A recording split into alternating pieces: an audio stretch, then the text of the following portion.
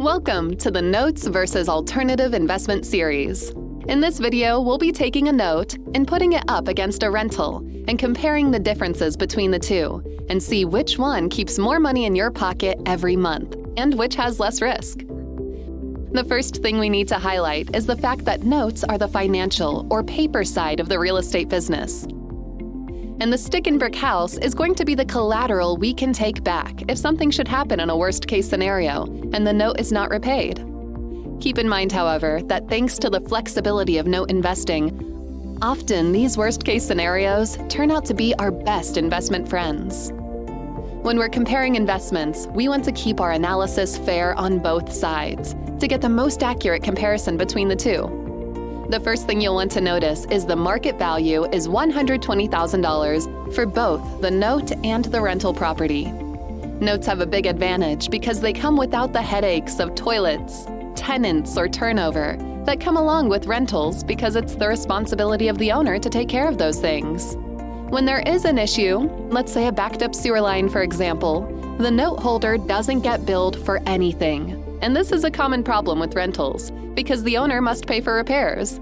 And that dips into the profits. Not to mention the nuisance of having to find a new tenant when the previous one moves out in the middle of the night. Now, let's compare the income streams and see which asset actually keeps the most money in your pocket. To keep the comparison as close to factual as possible, we're going to have both assets bring in about $1,000 a month. The rental property has a property management firm that averages about 10% of the monthly income. So that's $100 a month taken out. Now, you'll want to have the note serviced by a third party, which typically is at most $50 a month. Let's look a little further and see what expenses take a chunk out of the monthly payment of these assets. Now, a good rental investor will allow for vacancies of at least $50 a month. And you'll also have to include property taxes of at least another $100. And insurance will be needed with an OK policy at around $50 a month. There's also a maintenance reserve of around $100 a month that you should be setting aside for fixes that will inevitably occur. Here's an insider's tip. Most good investors will keep 10 to 20% of the monthly rent toward maintenance, but we'll stay conservative at 10.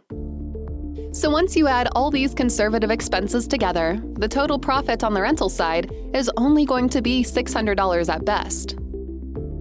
But our note is staying strong and avoids most of these expenses because all the expenses we just mentioned are the responsibility of the homeowner, and it's their job to pay for those expenses. So the note holder still gets to keep their $950 a month in profit, and that's over 50% more profit per month than rentals. Not to mention the absence of all the headaches that come along with rental ownership. Notes just don't have big expenses like rentals do. And that's just one of the biggest advantages notes have over rentals. And at the end of the day, remember, we're the bank, and people don't call the bank when something goes wrong. Also, one of the biggest secrets to building true wealth is keeping what you've earned. We hope you enjoyed this video, and we'll see you next time. Thanks for watching.